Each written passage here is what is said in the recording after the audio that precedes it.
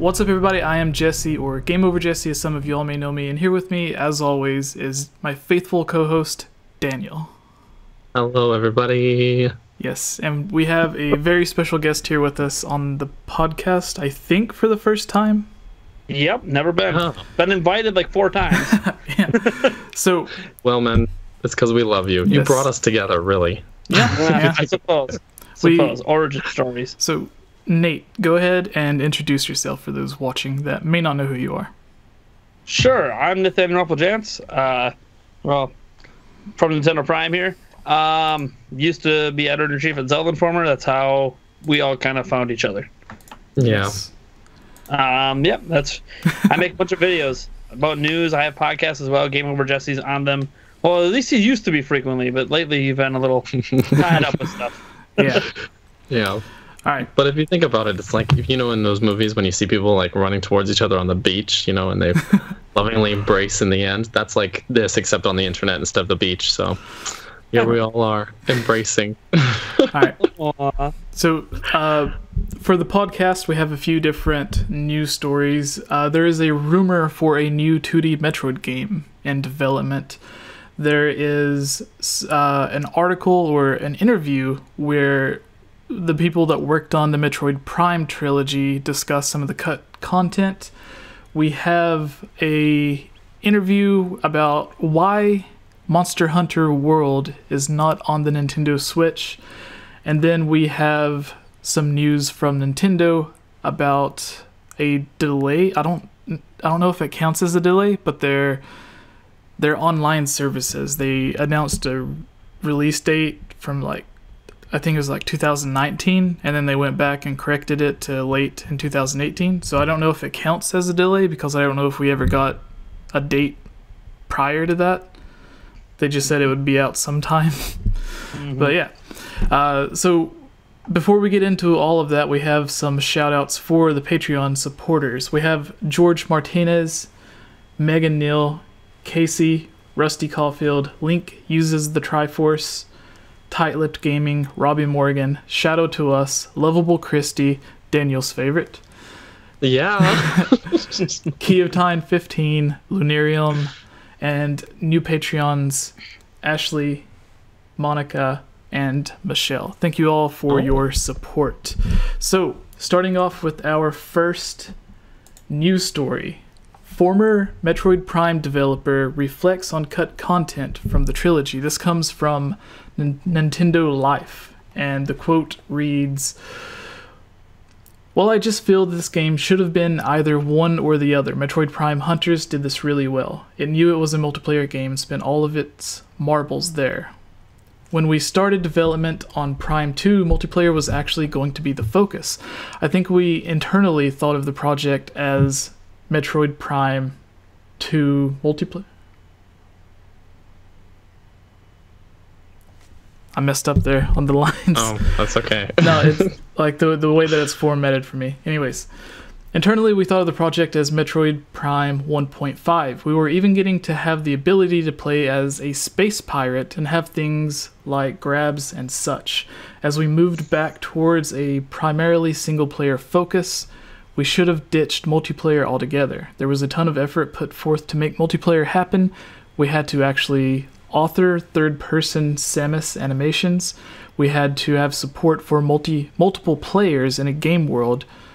We needed to author all new lower quality effects, add game modes, etc., etc. It all works.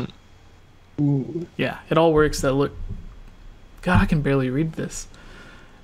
No, something's wrong with my screen. Would you like me to read it? You can if you want. My screen's glitching out for some reason on me. Okay, it's all work that took quality and mindshare away from the single player.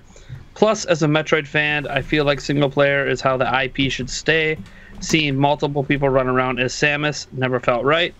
And they go on to talk about Metroid 2 and the budget and the time and how they could have improved it. And he says, as for improvements, it's hard because development is so iterative.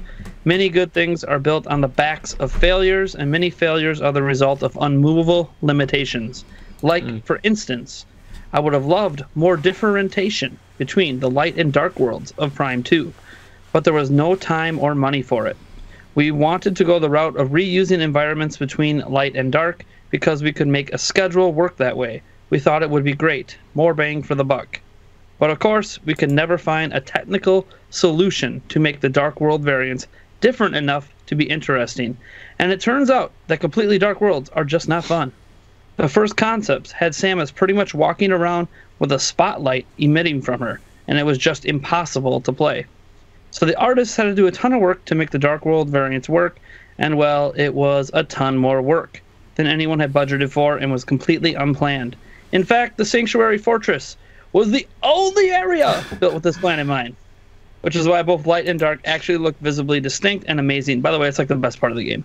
It totally is. I agree. But there was no time and movable limitation to really rebuild the rest of the game. But at least we got the Sanctuary Fortress. So what's the solution? Plan better, have less content, be smarter. It's hard to know. With the info we would have had then, what we could reasonably have done differently. Mm-hmm. All right, take a turn. Last part. Yeah, it keeps going on, but just for now, there's even more. Yeah, since we are trying to keep this a bit shorter than our usual podcast, what do you guys think about this so far with some of the cut content? Metroid Prime 2 apparently being a multiplayer focused game, and the developers looking at it as Metroid 1.5 instead of Metroid 2. You know, it's it kind of is like almost an omen to how Federation Force turned out, you know? No, I never actually played it because at the time of it coming out, I didn't have a 3DS, and then when I got one, the multiplayer games I had no one to play with until very recently when we started talking about playing Triforce Heroes. But I feel like one of the defining features of Metroid games is that sort of isolation and, you know, being alone and exploring really creepy and different environments. So I can see that they decided to take it in a different direction. And there are some really strong points in Prime 2. Like the beginning of the game is like eerie as hell. Like it is some of the creepiest in the series. Then it peters off a bit, and then Sanctuary Fortress is like a huge high point. But you know, I'm glad we got the game we did, because I feel like Prime 2, although there are some parts that overstay their welcome, overall it's a really solid game. So yeah, I guess the multiplayer is just kind of there at this point. I feel like they could have just left it out entirely and no one would have noticed. So well, the multiplayer felt tacked on.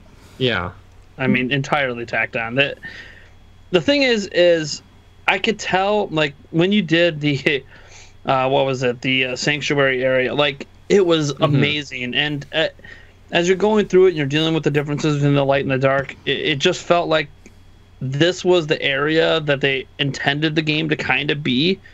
And I never really understood why it wasn't, since, you know, when we talk about, obviously time constraints and budget was like the big deal here, but Metroid Prime was the best-selling Metroid game ever. So if there was a time to put a budget into a game, it would be the sequel to the best-selling game in a franchise. And they didn't really feel like they did that. It almost felt like they took more time with Metroid Prime to get it right than Prime 2. Sequel. And I mean, if you even look at the release schedule, I think, didn't it come out like 2 years later? Yeah, I think so. Like, that's just not enough time for a game like Prime. Yeah. What do you guys think about? They mentioned having you play as a space pirate. Is that something you guys would have been interested in? Or well, we kind of got that in Hunters. Isn't there a space pirate as a playable character in Prime Hunters? I don't remember. I played so little of that one. Yeah, but I mean, it would have been cool. I like the idea of universe building like that. Like the idea of Federation Force, for example, I think is cool to me. I think they could have marketed the game better. But like the idea of having other playable characters in this universe that aren't just Samus is really cool, because then it aids in the world building or universe building, I guess, since you're not just on one world. But yeah, I mean, I would have been down to play as a space pirate. It would have been really cool, especially maybe if they had like a turncoat character who, I don't know, you know, there's loads of possibilities. So they mentioned some of the mechanics for the space pirate would have been wall grabs, and so sure, yeah, I'm sure that there's a lot of things that they could have done creatively to make it work out. But I look at it as like one person would always want to be playing as Samus, and then whoever got the short end of the straw would have to be playing as the alternate character. Little brother over here, younger sibling. The Luigi forever. Luigi. Oh, jeez. Yeah, I think I've always, in general, with game like franchises I enjoy, I'm never against like playing as other characters. Zelda franchise, they want to give us a game plan as Princess Zelda that's not a CDI game. I'm all for that. They want to, we could play as Tingle as an example as a side game. I love those side games. Sorry, Tingle, you're my hero boy.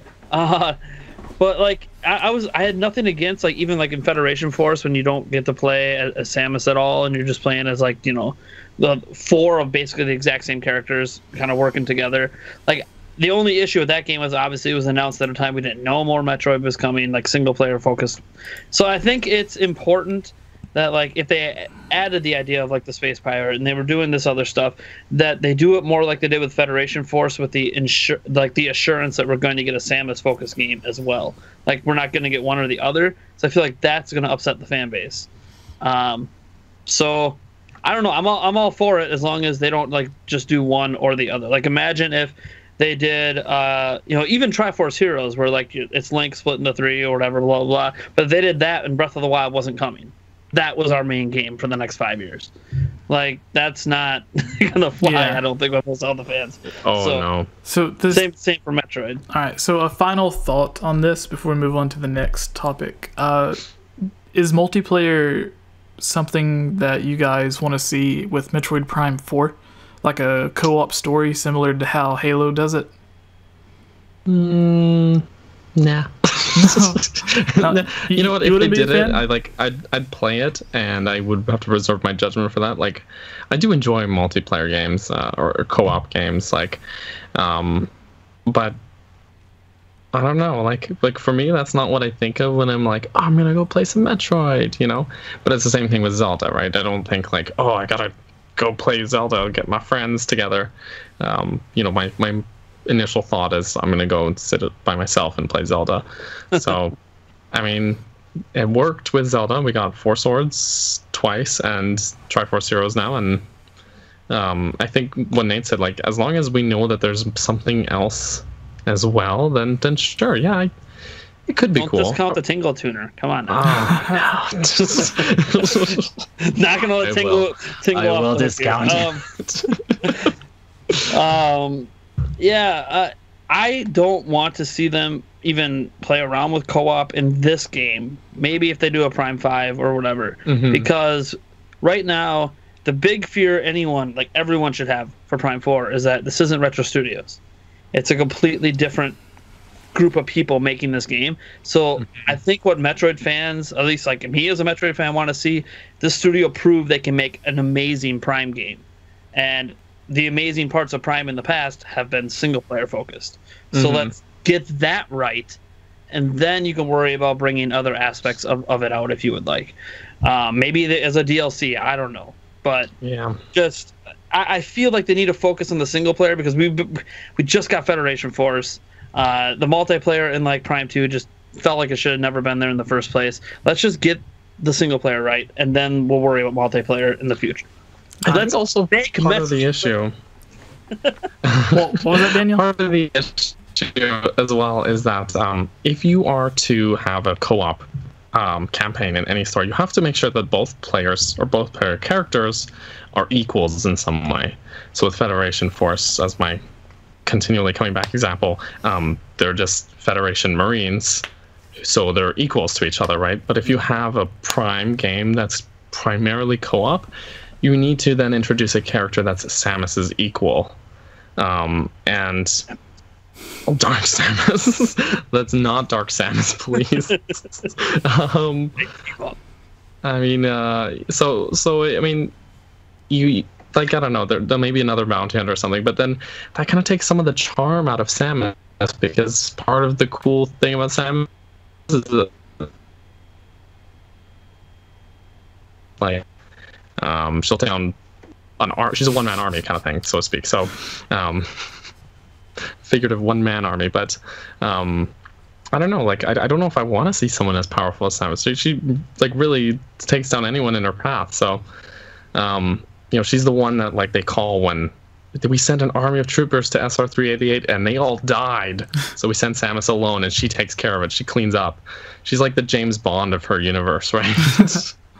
So it's like best bounty hunter to ever live, man. Exactly. So like I don't know. I want to see. I don't know if I want to see a character that can stand toe to toe with her and not be a villain. If we introduce a character that Samus is equal, like Dark Samus, for example, they gotta be your rival. They gotta be a villain. I don't know. Otherwise, it loses its charm for me. Maybe I'm thinking too deep into that. You don't just want to add some star bits to it and have someone hold the other Joy-Con and just wave around and collect them? Sorry. The thing is, like, when they shoehorn co-op like that, or like a Cappy in Mario Odyssey, it's the same thing. You can shake the Joy-Con, and you know what? Control That's actually worse. I don't know if you've tried playing like that, but I tried it, and every time Cappy even zips in front of Mario, he does the bounce jump, and it's just like, oh god, I can't even control Mario when I'm doing that kind of stuff. I think is good, like if you're playing with your kids, right? Like I play, Odyssey with my daughter, and we'd go back and forth between who's controlling Cappy, who's controlling Mario, and she loved that, but. Mm-hmm. If you're like an equal as like a friend, like if it's Eric and I sitting down, or even you and me, Daniel or Jesse, like we're sitting down playing, it's super annoying. Like we both want to be the thing that does everything. Neither of us are the thing that does everything. It just we don't want to be Cappy. Limited versions of ourselves. It's just not. Yeah, it's. See, I was thinking the perfect DLC for this is a bit off topic, but I always thought the perfect DLC for Odyssey was like. Charge $5 and be like, now you can play as Luigi. Almost everyone that has Mario Odyssey would go ahead and buy that just for the multiplayer experience. We're gonna smash Bros this thing. If Luigi had Mario's closet, like outfits, all that, so you start out with Luigi's clothes, and then you could be Luigi wearing Mario's clothes, and there's just something funny about that. It was funny actually. About I'm going to just slightly off topic here, but in Mario Odyssey, as an Easter egg, depending on what clothes you wear when you confront Bowser at the very end, he'll say a different line, and if you go to him wearing Luigi's clothes, he'll basically say that you look familiar, but he can't quite remember where he's seen you before. It's like, oh god, that's horrible. How far will Nintendo take this joke? No comment on that. All right. So our second piece of news comes from Nintendo Life, where they say Capcom explains again why Monster Hunter World isn't coming to Switch. But the way that this is worded, I don't know if this is the same quote that I was reading earlier, but it says, "We don't have any plans for the Switch at the moment. Part of the reason is that the title has been in development for almost 4 years. At the time we had to commit to our hardware choices, we decided on using the most powerful current generation consoles available at the time, which was the PlayStation 4 and Xbox One. So the decision was made before the Switch was even announced or on sale. It's also because for every title we decide what the best fit for the hardware is for the concept. We don't just look at everything. It's more like, if we want to achieve this kind of game concept, where's the best place to achieve that? And for this title, the PlayStation 4 and Xbox One were the best fit for us." Now, I think, am I wrong in saying that traditionally Monster Hunter has been primarily on handheld consoles? I think so, yeah. There's a lot of them on 3DS. When Nintendo signed the exclusivity contract with them, they were mostly on handhelds. I mean, they always released like a version, like Monster Hunter Tri, Monster Hunter 3 Ultimate on Wii U and Wii, but most of the mainline ones were on 3DS. But before that, when they were on PlayStation, like PS2 and stuff, like that was all console. But I don't like this excuse. I don't like this excuse at all, because Capcom, as we know, was directly involved in the Switch while it was in development. They're the reason it has the amount of RAM it has. it sounds, because the only reason I say that, because there's a quote that's not here, it's in a different story from this week, where they also said that all future Monster Hunter games, they would have to consider the Switch because of how well it's selling. And it's like, I mean, so you basically just didn't count the Wii U at the time because it was selling like crap, and didn't even consider the Switch because you didn't think it was going to sell well. That's basically what I get out of it. And I understand, like, there's no shot of this game being ported. It was made to fully take advantage of Xbox One, PlayStation 4, whatever. But it's just a little disappointing when you string along a fan base and you build it up on a Nintendo system, and then finally when that contract's over, you're like, now we're just going to abandon the Nintendo fans with this next one. It's kind of like a slap in the face. It's probably what Bayonetta fans felt like when Nintendo signed Bayonetta 2's contract. Like, felt like they got slapped in the face too. Yeah, so you said that you don't think there's any possibility for this to come to the Switch, because he starts out saying there aren't any plans for the Switch at the moment. Yeah. So do you think they're just not even trying to like tinker with it to get it to run on the Switch? They're just fully focused on the PS4 and Xbox One? Yeah, they're focused on where they're focused. I think the reason, like, when he says we don't have any plans at the moment, I feel like they're leaving that door open because if the sales just bomb, they're going to run to Switch because that's what's selling in Japan, and that's where Monster Hunter sells really well. But I don't think the sales are going to bomb because PlayStation 4 has enough units out in Japan, at least, that it's probably going to sell well. I know they're trying to make this to appeal to the West, but, I mean, the brand name itself doesn't appeal to the West. It's kind of got that Japanese feel to it, so it's kind of like, we'll see if this can be the game that breaks through, because they really want to break through in the U.S. That's like the big goal with this game. Like, we need to hit that U.S. market. But yeah, I don't think it's going to come to Switch unless the sales are bad and they're trying to salvage it. And even then, you know, you gotta get concerns, because what's everyone going to talk about when it comes to Switch? Well, it's going to be another late port. It's going to be downgraded FPS, downgraded visuals, and at that point, are people going to pick it up again? Probably, because we bought Monster Hunter Double Cross for like the third time. So, but... Well, what are your thoughts on this, Daniel? Are you a Monster Hunter fan at all? No. I haven't played any of them, so yeah. I mean, I don't feel very strongly about it either way. I do think that like the more games that come to Switch, the better, just because I want the console to appeal to as many people as as it can, because I want to support the brand I love, which makes me sound like a sellout, but that's who I am. So, yeah, like sellout. As great as this game looks, even on like the standard PlayStation 4 and Xbox One, as great as the game looks, if they did bring it over to the Nintendo Switch, I think it would be at like 720p and then like the lowest quality textures that they could put on the game, and then it would run at like barely 30 frames, because like I'm not sure what the size of the world is in this game, but it seems like technically there's a lot going on. So if they did bring it to the Switch, it would be a serious downgrade from the PlayStation 4 and Xbox One, and then I don't think anyone would be that interested, because I think it would take long enough time to where anyone who wanted to play the game would have already played it. Yeah. So yeah, sure. Why like get the lesser version on the Switch? As I said, the only reason would be if it doesn't sell well in Japan, and Switch is blowing up in Japan. So hit the Japanese audience with the Switch version. I mean, the Japanese audience kind of ate up the Hyrule Warriors Legends version on 3DS versus the Wii U version. So it's kind of like where the Japanese audience goes is kind of where this is like, that's why they signed that exclusivity contract with Nintendo in the first place, was okay, well, Vita and PSP aren't really doing it for us. Let's stick with Nintendo in Japan. But I don't think they're going to do it with this one. I think what'll happen instead is if this one like tanks in sales, they're just going to be like sprinting to Switch with the next Monster Hunter, and it'll be more traditional, more Japanese focused, like it's always been. But we'll see. This one could blow up, and we might never see another game on Switch again from Capcom's own Switch.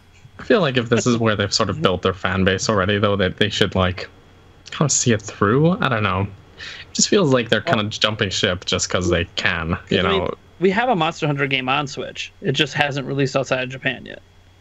They ported over Double Cross, and I I played the demo of it on Switch. It runs fine. Looks good. Of course, it does. It's a 3DS game.